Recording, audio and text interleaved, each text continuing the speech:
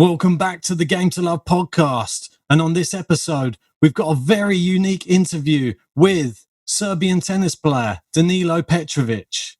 We speak to him about tennis prize money, his friendship with Novak Djokovic, and the growth of Serbian tennis.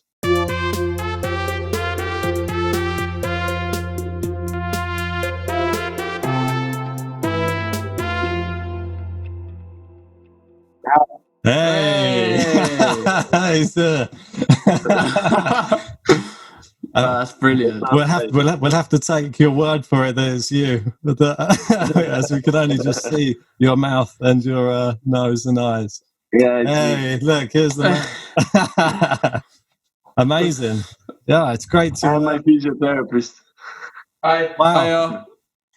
That's so good to have him on as well. First physiotherapist, actually second physiotherapist on the podcast. Yeah, we've had one. We can't ignore him. Yeah, that's true. We had the Wolf, the guy who does Taylor Fritz's physio. He was on. Okay. Yeah, he came on. Okay. Good.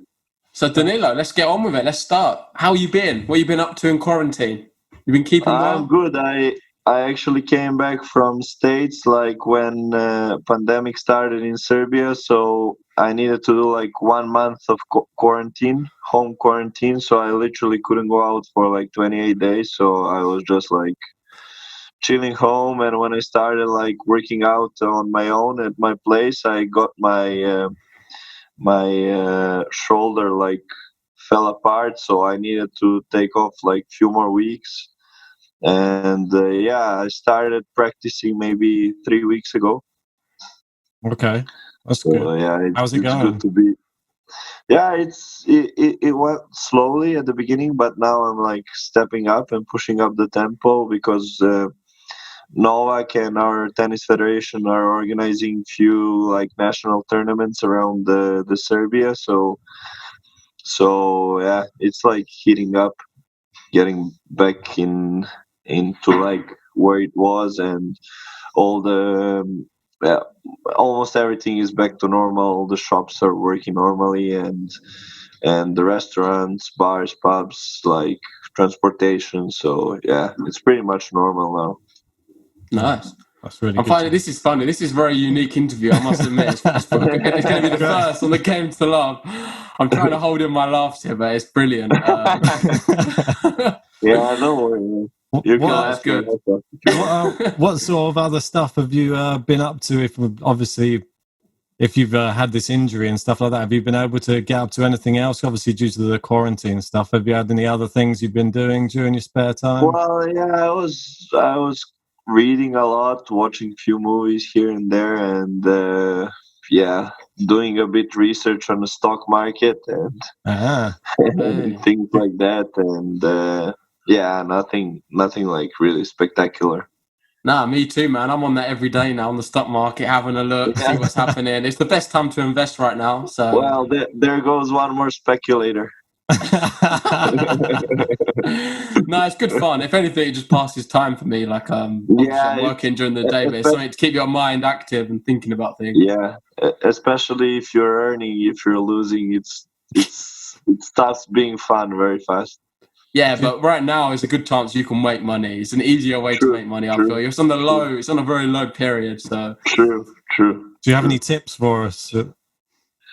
Well, it's I would like to give you tips, but you wouldn't you wouldn't do that good if you would listen to me. I've been listening to Jaron, and well, I'm not doing too bad. Up a couple of pounds. Well,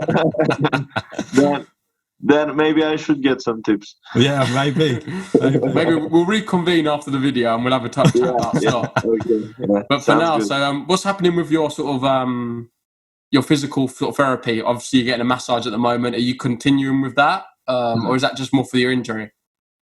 No, it's like I had a rough few days, like in terms of fitness and tennis. I started like pushing, really, like I said, pushing up the tempo, and obviously my body now is like, it was kind of falling apart from everything I didn't do, and from all the time I was laying in the bed, and everything was closed, so I didn't even almost walk anywhere or do anything. So Wow. So yeah, now I'm stepping up like the tempo, and the things are getting like my body and my muscles are getting tight again. So I just don't wanna get injured really, and miss maybe 3 or 4 more months for let's say a nonsense. So I'm trying to recover my body in different ways.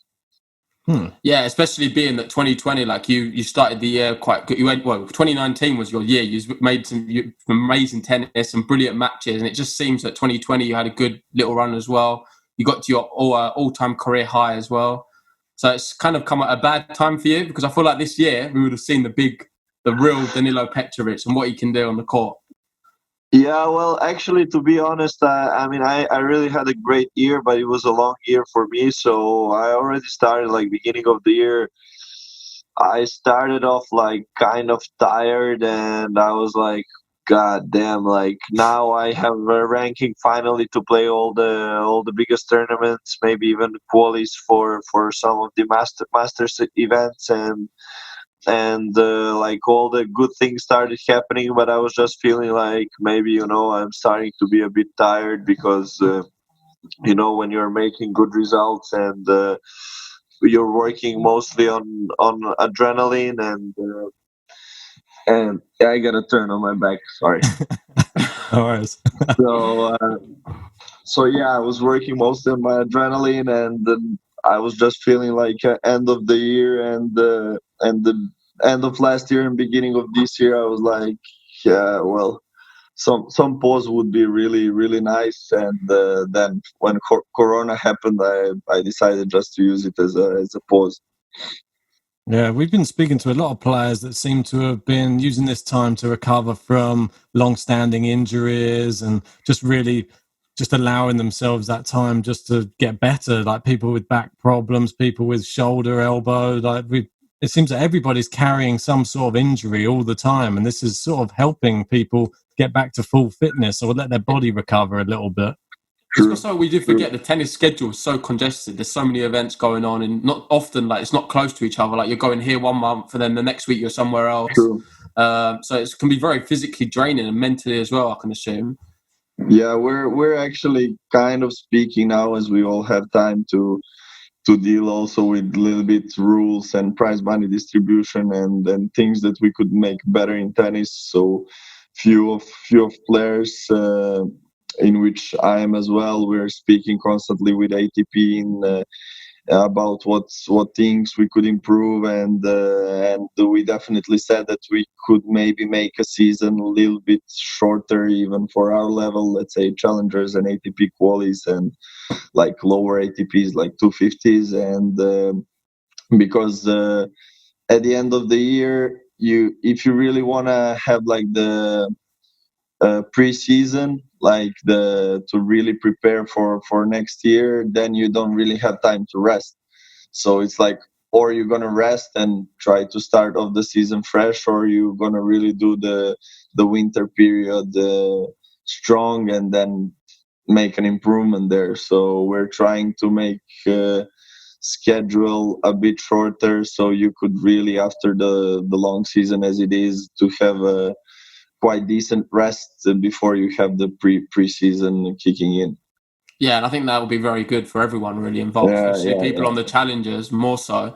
But like the main thing what you touched on just a second ago was the fact that the money's not really reaching your level so much. It seems to be very congested at the top of the Grand Slams and higher end, where right now we need the ATP to sort of allow for more money and more prize money to be sort of distributed down the level, as per se, because at the end of the day, that is the future of tennis. And not just that, the challengers, we find probably the most entertaining tennis ever, really, don't we, Ben? Yeah, for sure. I mean, we spoke with... We love it.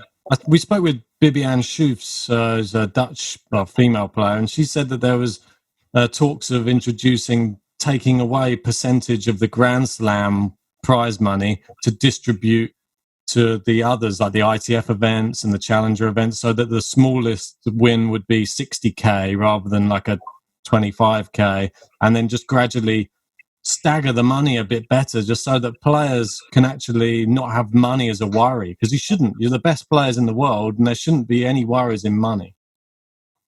Yeah, well, the thing is that story is already long there. And there is a lot of good and prosperity ideas. The thing is that somehow it never ends up like that someone actually does it.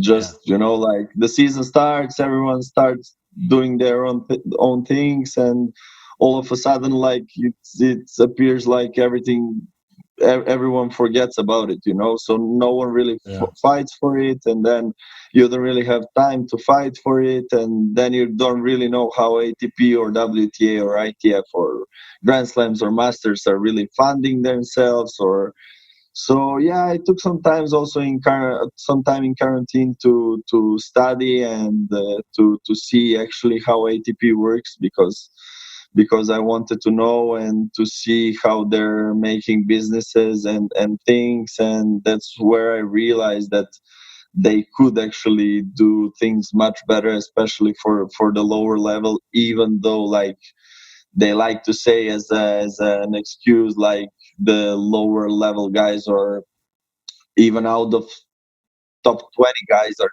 not making them any money. So the thing is that prize money distribution is unreal bad, and I mean, we all know everyone plays tennis for Grand Slams, because even the top 100 guys would not be that, let's say, wealthy if they wouldn't have Grand Slams. So most of the income of every tennis player, no matter how good you are Grand Slams. So the thing is that already on Grand Slams, the prize money distribution is that okay, they're trying to make these differences lower and lower. So they're obviously taking some percentage of the winner, finalists, semifinalists, quarters, and etc. to the guys that are first round quali, second, first round main draw, and so on. But the thing is that when you see their revenue, that's the biggest problem, because only US Open in 2019, they had around $380 million of revenue. Wow. $380 million of revenue, and you're getting for male and female, if I'm not wrong, around $40 million. And it just shows that's why they're trying to push to the US Open to be played again, I'm assuming. So I mean, we also had a talk now that maybe the US Open is going to be held in Indian Wells, draw of 64, and so on. But the first thing, okay, from my perspective, is that is not fair. Is that okay? So to the 64, you're going to give chance earning points, and the rest. Yeah. Okay, let's not talk about money, but if you don't have chance to earn any points, how the hell are you supposed to compete with all these guys?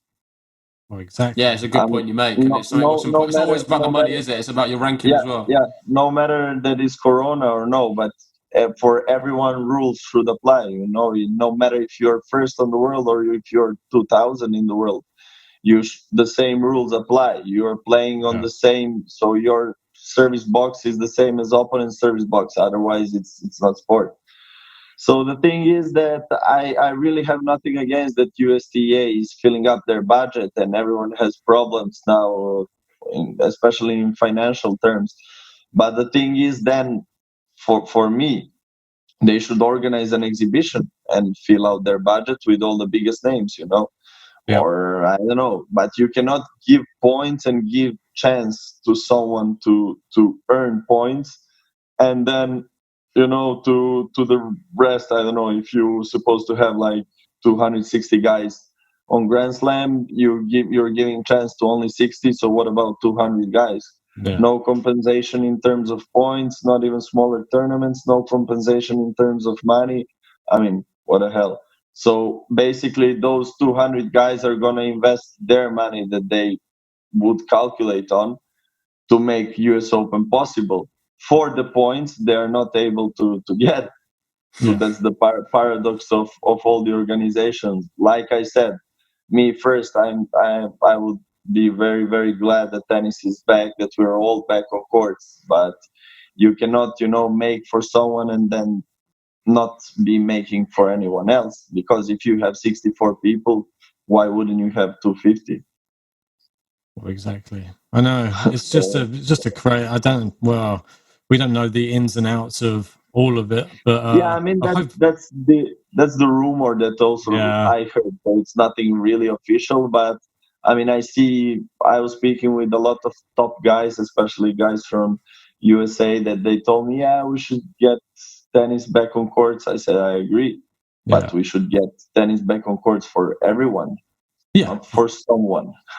Yeah, for sure. Like, I mean, if that's not possible, then it might be best just to wait for next year and have to resume the schedule as it would be for the new year. Yeah, I mean, it's I understand. I was speaking also with a few tour managers and guys from ATP, and they told me, yeah, but ATP is in financially really tough situation. Okay, I have nothing against that. You can make like IPTL or Labour Cup, and there's no points. You're gonna have a bunch of spectators. And make something to fill out the budget. I mean, for sure, I mean, if you're working there, even if you're not working there, you should have a bunch of ideas how to fill out the budget of ATP.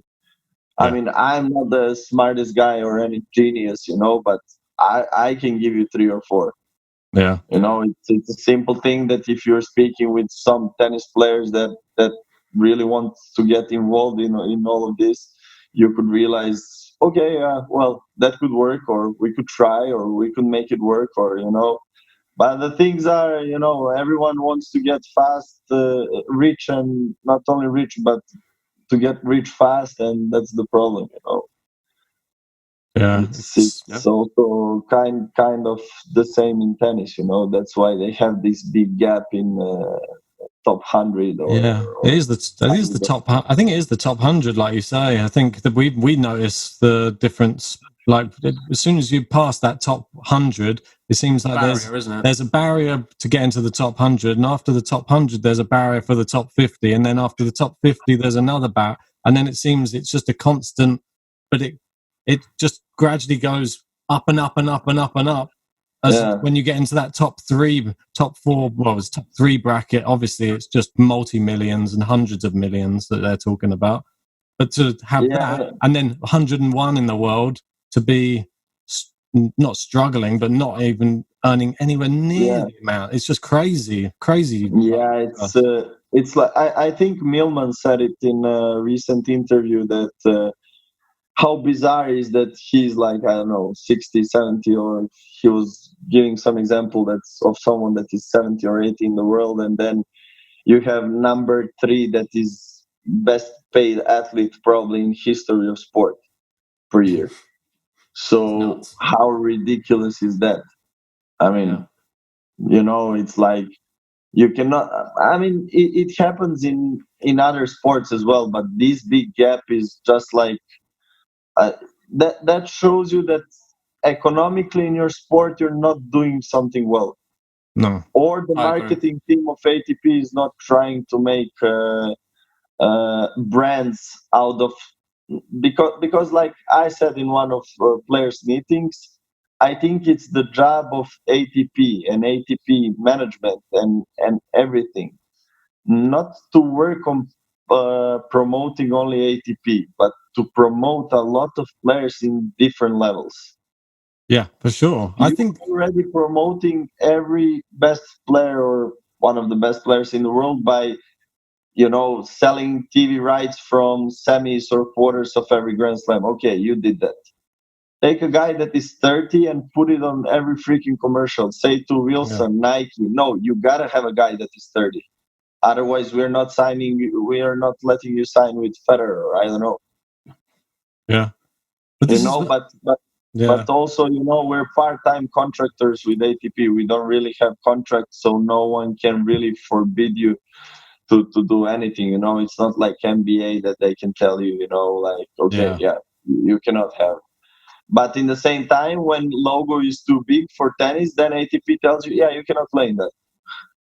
But this is, I think, something which is quite similar. You just sort of touched on. There's been a sort of similar problem in the UFC as well, because I know that they have like say 500 to 1,000 fighters on their roster, but then you've got like about 2 or 3 people who make all the money, and then everybody else is fighting it out. They're not being promoted in the right way. Like, there just needs to be the promotion. Like, everybody, there's people who are incredible tennis players out there that are playing at a challenger level or playing at ITF level that people don't even know about yet. I mean, obviously they have to come through the ranks, but give these people some promotion. Like, you know they're good from an earlier age. Just try and like give. Obviously, there's quite a lot of players, but you could still help people in certain events, and you could advertise certain events a lot better to get people at these challenger events, get people at the ITF events. I think it would just help everybody if they just did it. I don't know. I completely agree. I will give you an example that I felt on my skin is that I was playing. I'm always speaking about this challenger because this was the first challenger that left really impact on me. And it was first challenger that I played final 2 years ago. It was in Puerto Vallarta in Mexico that they made a huge challenger, and they were twice in a row challenger of the year. And they actually made like billboards and commercials all over the city with like people like me or like, I don't know, the guys that are 300, 350, you know. And then majority of people that are watching tennis, they don't really know. I mean, if I would go around Serbia, they would know Djokovic, maybe Troitsky. If I would say Lajovic, the guy is 23 in the world, or Krajinovic that was 25, or Jelena Jankovic, they'd probably know as well. Yeah. But you know, they would go like, yeah, it kind of ring a bell, but I don't really know how he looks like or who he is. You know, exactly. It's like recreational tennis player, you know. So, then I'm giving you an example in Mexico, and they said, can't watch a guy that is 180, 220 in the world, 300. I promise you, the stands were crowded. Also, the paradox in tennis is that, and they were paying tickets, so the tickets were like $5, or if you want the VIP with drinks, it's like $50 per day, or it was crowded, like packed. It just shows that there's people there who would watch it. You just need the right advertising and promotion. Yeah, exactly. And then the thing is in tennis that now overall they found that average age of tennis fan is 57 years old.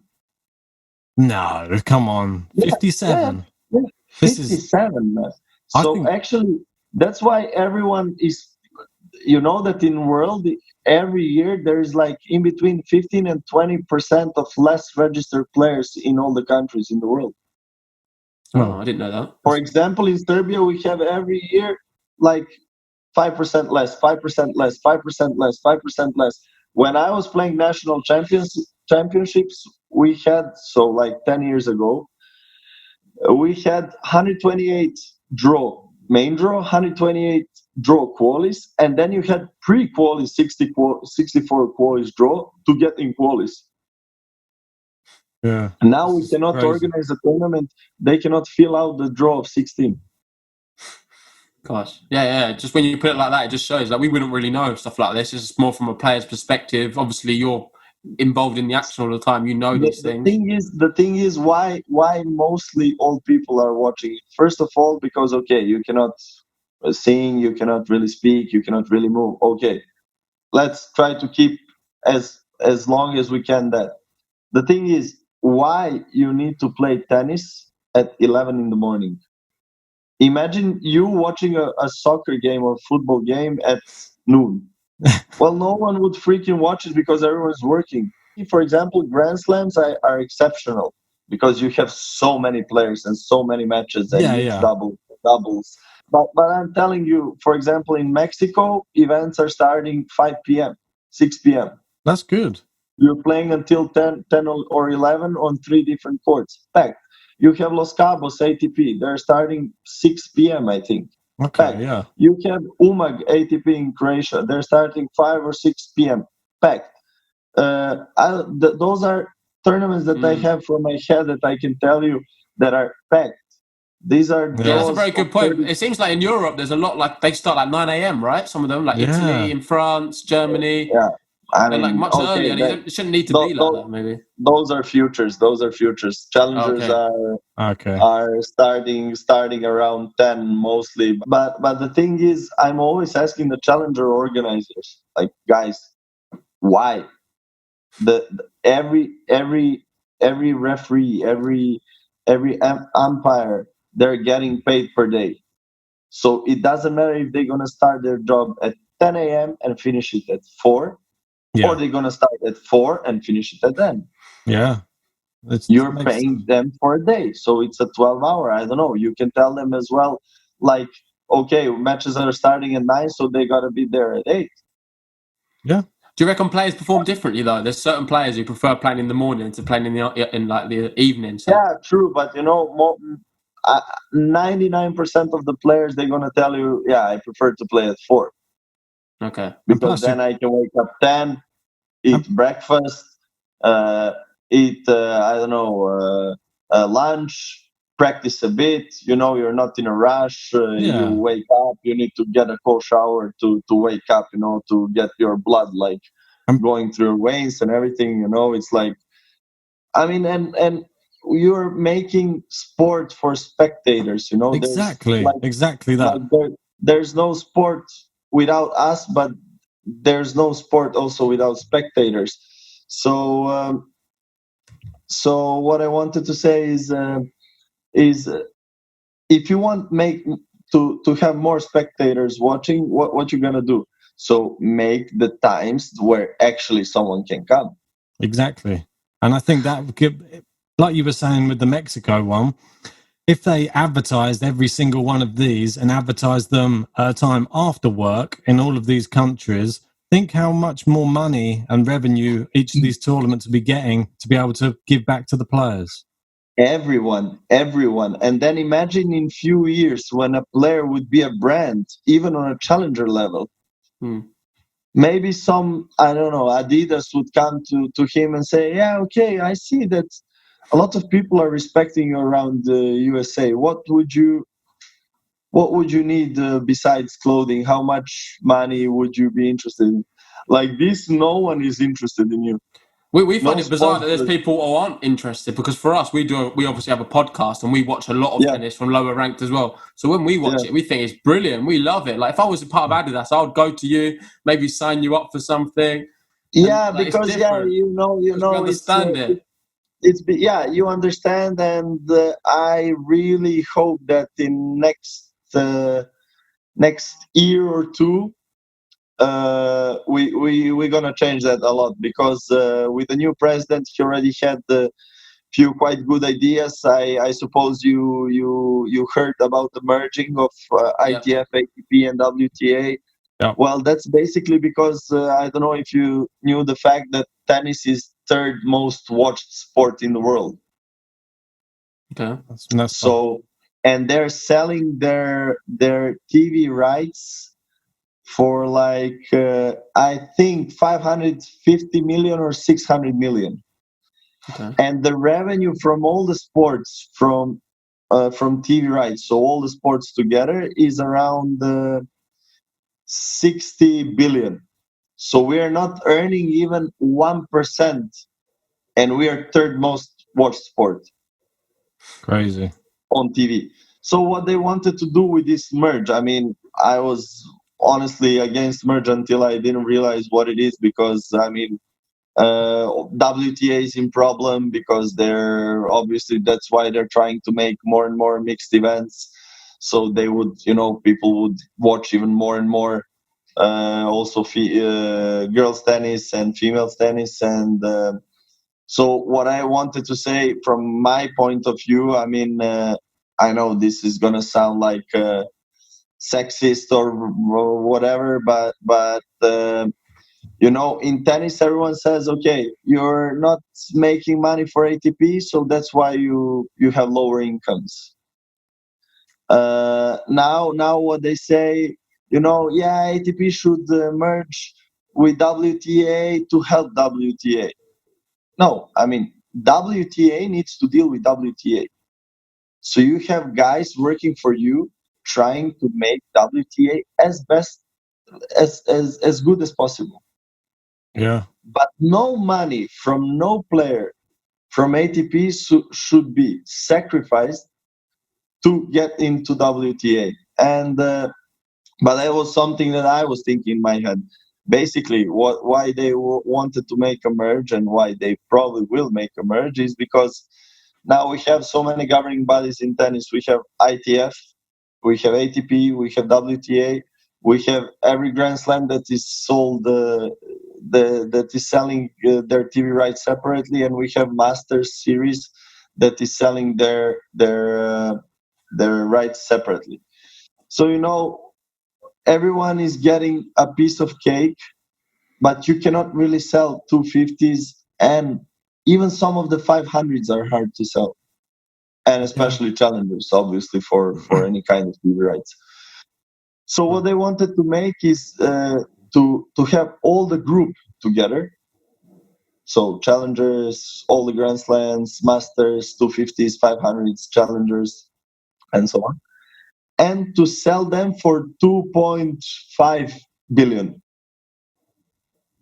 Okay. So because everyone would buy that still, because everyone wants a Grand Slam, everyone wants Masters, and everyone mostly wants the 500s, even some 250s.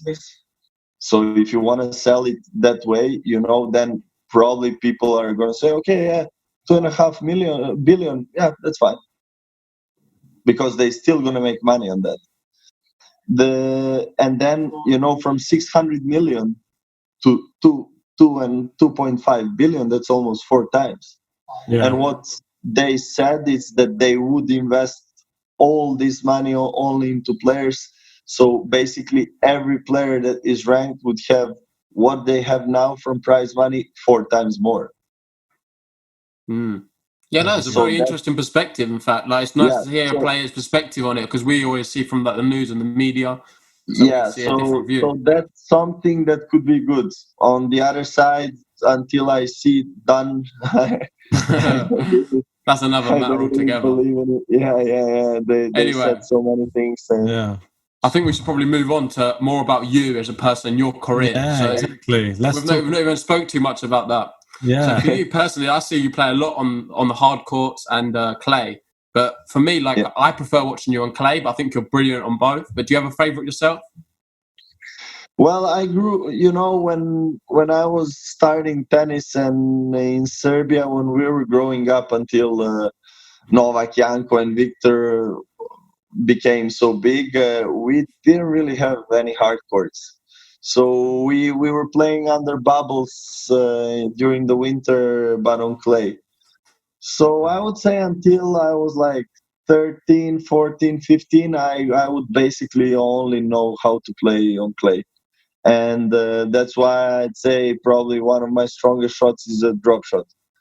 Even though I'm a guy with a height over 2 meters, but I like, we were literally staying on the court and playing mini tennis for like 5, 6, 7 hours straight, and we would never get tired of mini tennis. And I just think, we all in Serbia, we have that, we like to say in tennis, a nice touch, a nice hand, because we grew up, not because we're God's people or whatever, but because we just, grew up playing mini tennis all the day, every day.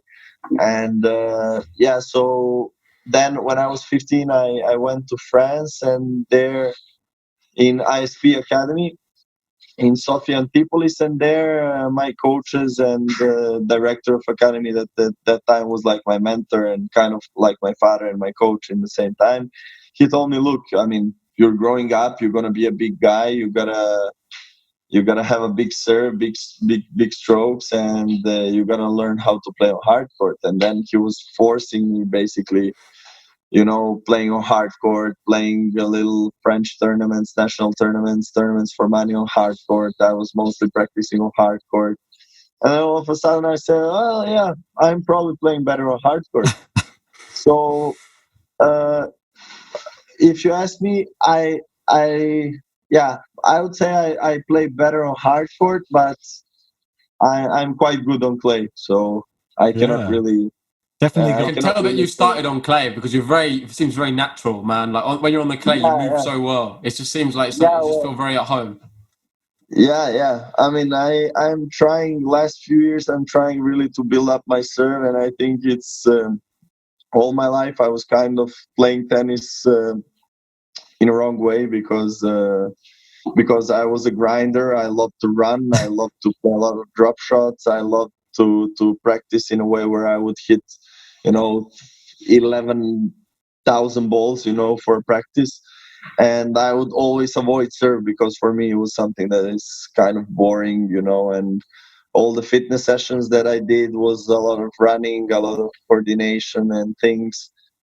So last few years I was actually trying to do a lot of gym, a lot of explosivity, just one step or two steps here and there. And I was really trying to work on my serve a lot. And I think that's where I made the big what made the biggest impact on my game, because tactically I changed completely, and the way I practice it I changed completely. And yeah, obviously I think the things are starting to set, to my service getting much better. And Definitely.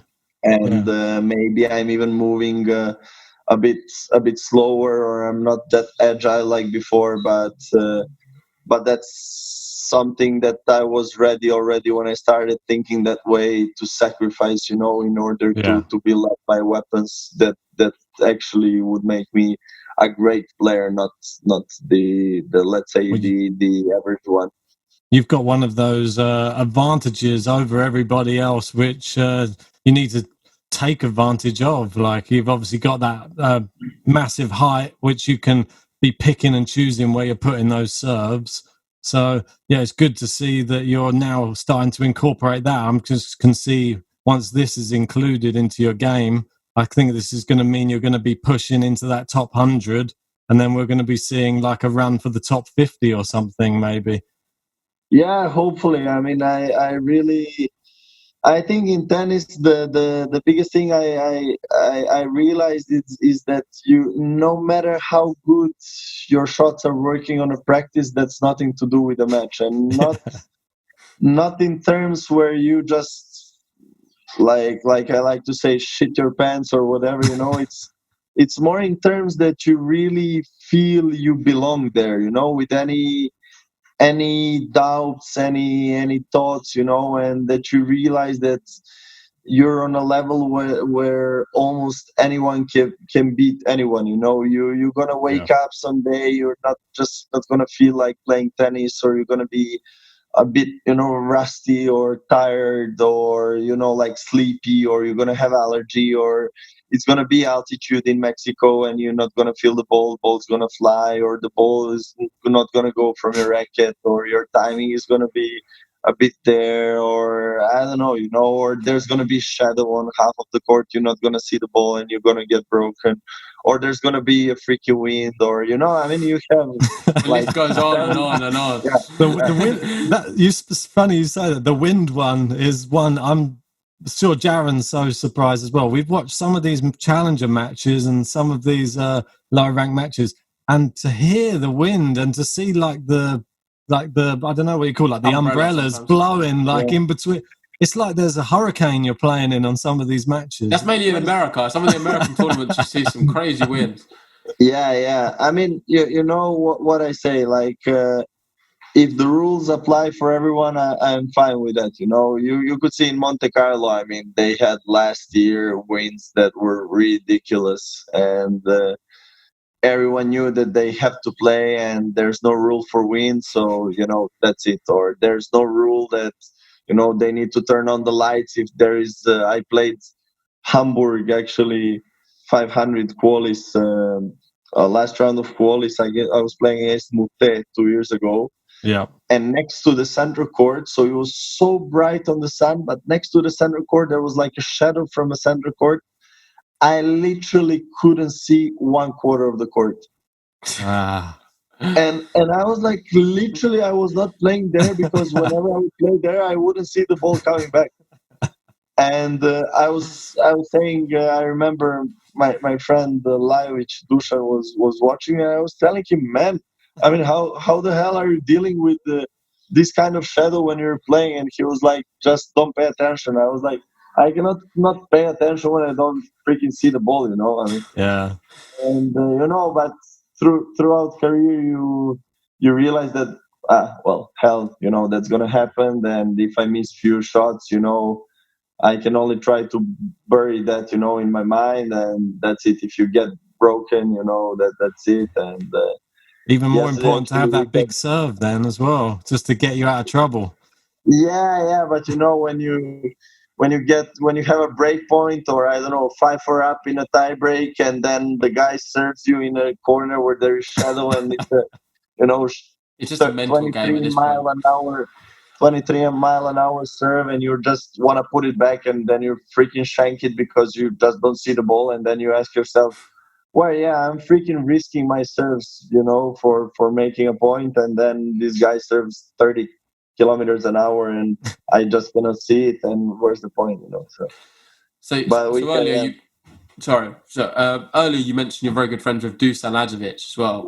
What is it like in Team Serbia? Are you quite a close group of players? Obviously, you got Trisky, Djokovic. Yeah, well, we are from small country, and we all know each other since we're like, I don't know, 10 or 9, 10, I don't know. I mean, we're all really good friends. We never really had problems with, even in the matches, even in like really important matches, and we played some throughout our lives, and yeah, it's kind of like we're really good friends. Like, started really the year well as well, the ATP Cup. Yeah, the ATP Cup and things. Yeah, I mean, we even won the Davis Cup, and it's like, I think in our country, if you win for Serbia, it's even bigger. Like, if you win it only for yourself, it's like everyone gets so proud and like, yeah, we're Serbians and this and that. And then when you lose, then all these betting guys, they're sending you piece of shit, you're not Serbian, and, yeah, they're very tough fans for sure, because we've spoken about Djokovic, well, obviously many times on the podcast. And if we ever say anything of any kind controversial at all, we have them in the comments going for us completely. So they're very loyal. Yeah, well, yeah. Actually, yesterday I was practicing with him, and we had really fun, and we were speaking actually about our childhood memories and how we would like to bring back some club tennis in Serbia, and how we grew up, playing for biggest clubs in Belgrade, and how there were, kind of healthy wars in between clubs, and this healthy competition. I think this club tennis is basically what made us, the fighters and the players that we are. Definitely. Like we are today. We're a country where we don't even have 7 million people, and then I mean, a few years ago you had in the same week Ana Ivanovic was number 1, Jelena Jankovic was number 2, Djokovic was number 3, and Zimonjic was number 1 doubles. And then you ask incredible yourself, tennis nation, Serbia. Incredible. Yeah. Even now, you've still got lots. You've got now like what, 4 players inside the top 100 men's as well. No, we have more. 5, is it? No, we have Djokovic, Lajovic, Krajinovic, Kecmanovic, and Jere. 5. Yeah, 5. Yeah. 5. Soon to be 6, because Danilo Petrovic is making his way in there soon. Well, Milojevic is still in front of me. He's only like a little. It's like 2 places, isn't it? Yeah, well, those few places cost me like 150K on ATP Cup. So I will remember those few places. Yeah, I mean, but it's a pleasure. I mean, even watching them winning, it was giving me goosebumps, and such a big swing in my self-confidence, because when you come on tournament, and everyone says, wow, you guys won ATP Cup, you're the one, and I'm like, yeah, that's us, Well, it's really nice. Well, you've had some players in your career that you've beaten. I was looking back down through the list of some of your wins. Like in 2019, you had an amazing tournament in Israel that you won, and you beat another player that we've been following closely on the podcast, Emil Rusevori, who is was in the best form of his life last year, and you beat him in straight sets, which is amazing. Yeah, well, actually, in that time in Israel, I was struggling a lot. I was 330. I had semis to defend of one challenger, and I was like, well, hell, I don't want to go back to this transition tour because I was grinding so many years on futures, and I was just like, okay, if I don't make anything like in next few weeks, I'm just gonna quit. I mean, I'm just sick of it, like playing futures and everything. And then I actually had an Israeli guy first round, and that actually I lost in Pune like few months before that, and I was like, well, like why him, and then I beat him. Then I had Dudi Sela. Yeah, another great player. Really tough match, especially when you're playing in the middle of Jerusalem. And then I had Emil. Emil was but already then he was like 300, and I was saying to everyone, well, you can feel the difference in the ball when you're playing like a futures guy, because for me in my head at that time he was like a futures guy. He just won like 2-3 futures in a row. I knew that he was probably like pumped up and everything, but I just I don't know, in my head in that time, until I stepped on the court and saw how he plays, I was like, yeah, probably like a future guy that that is just like on fire. And I was there myself too, so when he comes on challengers, you only need that 1 millimeter of doubt that you're on challenger, and that's all of your game falls apart. And so I was thinking, at some point for sure he's gonna fall apart, and he's gonna start thinking, well,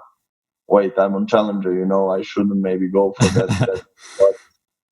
But to be honest, I don't know if that happened or not. It was quite tight match. I beat him like, I think 4-4 or 4-3. 4-3. Yeah, but one break in both sets, and it was really quite a really tight match. That is the match where you see 4-3, but that's hell of a match. It was really. He was in brilliant form as well. Like, he's a brilliant player. We obviously really like him, just on hard court. It's a shame he didn't really qualify for the Australian Open. Guy, so humble, modest, technically really good, physically really good, and like I said, you can see like the ball pops from his racket, like it goes from Sinner's racket, or from like it goes from Djokovic, or exactly. I mean, I don't even need to say Murray, Rafa, Roger, but you can feel those guys when you're playing with them. When the ball just goes. Yeah, looking at obviously we've been following him. After that, like a couple of months after that, he goes and beats Dominic Thiem in straight sets. So this is like this is how good the guy is, and you took him out in straight sets. So this is like a testament to yourself, I think. Yeah, this is something I'm telling in all my interviews, and for podcasts and the things that, but obviously not to you guys, but to trying to open the publicly eyes of how good the 500 or 600 guy is actually tennistically.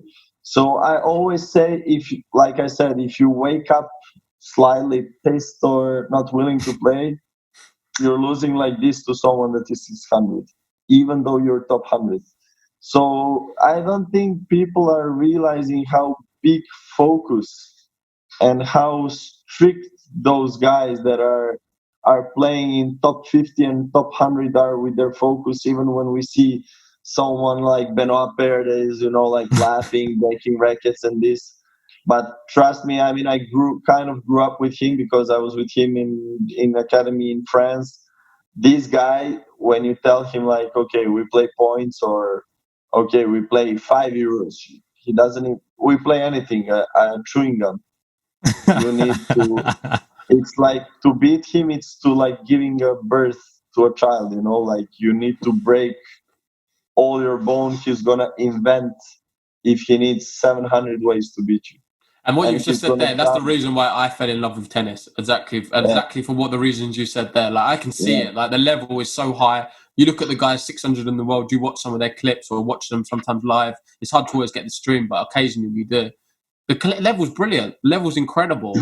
Fine margins. Like, I wouldn't even know how to return most of the stuff they hit. Fine margins in tennis. Literally. And a lot of it is just mental and like your discipline and stuff like that to get to that next level. The thing is, me when I was 500 and me today, okay, obviously tennistically I progressed a lot. It's like I said, I remember one of my first challengers when I was 17 or 18, and I went, I think it was Cherbourg in France, and I went, so I was quite decent player. I mean, I was 450 and I won already like 4 or 5 futures.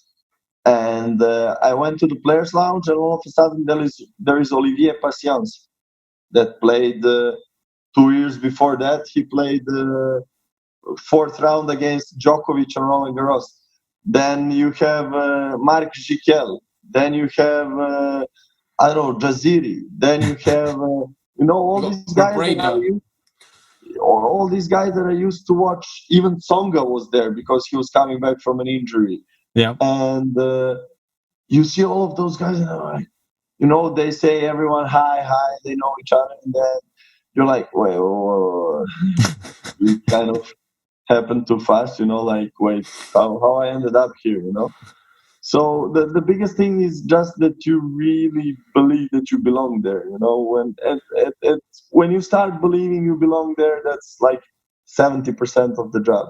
Then of course there is hard work, patience, and a bunch of investments in mentally wise, time wise, and obviously money wise. That's I think the biggest trap in tennis is that a lot of guys are giving themselves physically, and they're even willing to sacrifice their time or their social life, but even that without the money doesn't really get you far. So it's just lately, especially last few years, it's becoming a game where 10 years ago when I was playing futures, and when I started playing futures, or even more, it was no one really did the massage, for example. It was like, oh, you're going to do a massage? Well, you're kind of pussy, only pussies do massage, then if you would drink protein, everyone would say, oh, that's doping. You're certainly not saying the massage part. Yeah. And then you had things like food, or these non-gluten things, or vegan or vegetarian. It was just like seemed like future. It's like no one was doing it, even best in the world. I remember later Hewitt drinking Coke on the court, and I don't know, things like that. It's Times today. Have changed. Yeah, today everything counts so much. I mean, especially if you're. I mean, I was speaking with Novak yesterday, and I told him, man, for you it must be scary. Like, I'm feeling like you blink wrongly and you're number 2. It's like even bizarre things can make you like go number 2, or you're gonna be the best ever. It's he's so heavily criticized as it is. He just has to have one off point in a match where he might not be thinking, and people will just zoom in on that one thing. So he has to be focused all year round. Yeah, we were actually speaking. He went for dinner 2 days ago, and then half an hour later, he told me like 700 paparazzis like showed up. What? And then he said, I didn't want to make them like headline stories like Novak Djokovic drinking wine or having a dinner on an opening of restaurant. So he told me I just left the party, and then I heard one Serbian singer singing in that restaurant, and then I realized, oh hell, well, they didn't come for me. They probably came for her. It was so funny. So we were laughing. That's but great. Obviously, I mean, in Belgrade now we were practicing at his tennis center, and it's amazing. I mean, then when you're longer periods, like for few hours or few days closely with him, then you realize that actually if he lifts up the glass wrongly, it's like everywhere. Yeah. So what's it like? What's it like? Obviously, he's like a very close friend of yours from a very young age. What's it like seeing one of your really close friends just becoming this superstar? Like, obviously, going to possibly be the greatest player of all time in the future. Well, we were never really that close, you know, because he was already as very young, unbelievably good, and then I went to France. I was living there. Then he was obviously playing all the biggest tournaments in the world, and I was starting up with futures and everything. And then we kind of lost contact. But yeah, when we started speaking again, it was like we never stopped. You know, it was like it was like always. So yeah, he's very humble, very smart. He's very very very smart. He's very how you say, open-minded oriented, you know. He's like very open to listening. I'm sometimes telling him, like, a random guy passes and tells him something, and then he's like, oh yeah, well that makes sense, tell me more. And I'm like, man, you got like, I don't know, 3 or 4 laureates, you know, for being best sportsman in the entire world, and you're listening to a guy that is driving a bike, you know, on a hot day, and he's like, yeah, maybe he knows something I don't, you know. And that just shows why he's got to where he is, because he's always listening, he's always open. He's an incredible man. Yeah, and he's like you say, intelligent guy as well. Like, I've seen him online speaking like about 6 languages or something. It's crazy. He's really like open-minded and intelligent, and I mean, obviously only best words. Anyway, I've got a few quick fire questions for you, because I know we've been going on for a while. But just for you personally, do you have a favourite player on tour who you like to watch? Well, obviously him, yeah. Other than Novak Djokovic? Novak Djokovic, it doesn't have to be one of the top guys, just someone you look at and you think, this guy is really good, I love watching him, it's always an entertaining matches. I just love David Ferrer. He was for me like one of the inspirations, because he's the guy that if he fights with the referee, you know, 99% he's right.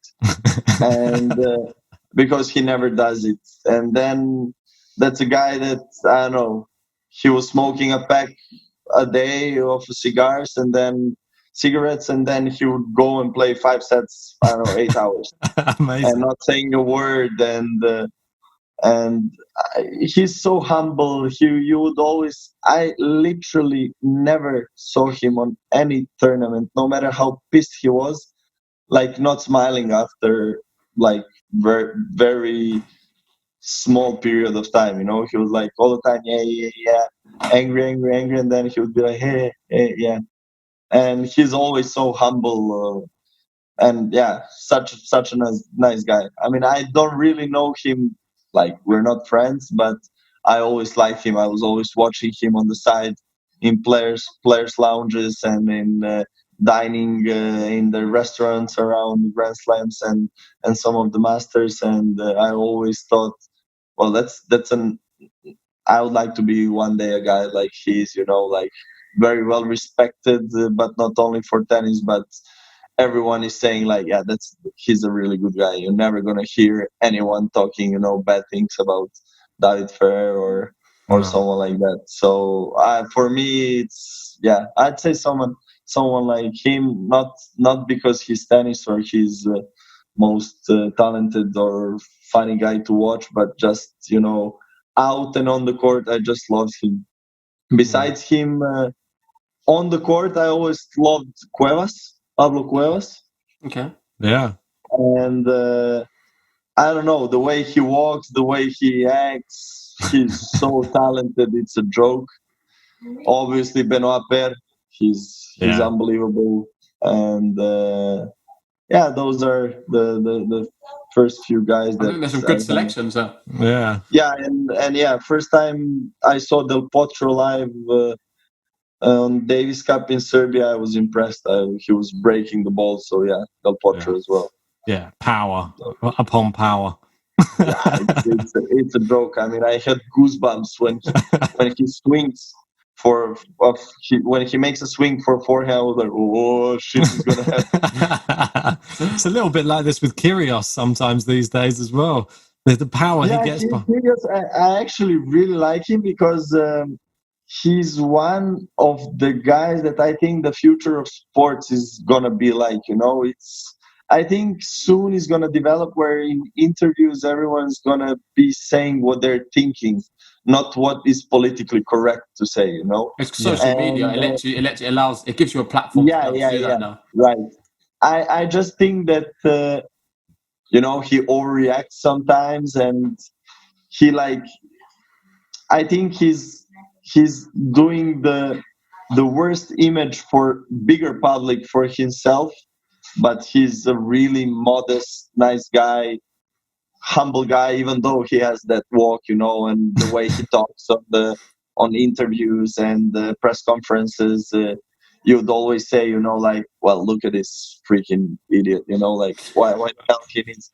But he's only like that because there's some backstory behind it. If you ask him a stupid question, well, 99% of the people, if the cameras are off, are going to tell you, well, why the hell are you even asking me that when you know the question, when you know the answer? They're trying to incite some sort of negative view on him all the time, isn't it? So but actually, if you know him, I don't know him again. I played once against him, I think on a Futures or Challenger in Chengdu, and we had a fight on the court actually, and he was. I remember I was 5-2 up in the second set, and he started laughing, and I was like, "Why the hell are you laughing, man?" And he was like, "Man, you're so lucky." I'm like, "Well, that's not your freaking problem. I mean, so disrespectful to laugh at me." And he started like, "I can do whatever I want," and then we were like, kind of in a fight, and but out of the court, he's like, he acts cocky, but he's not. I don't know how to explain that.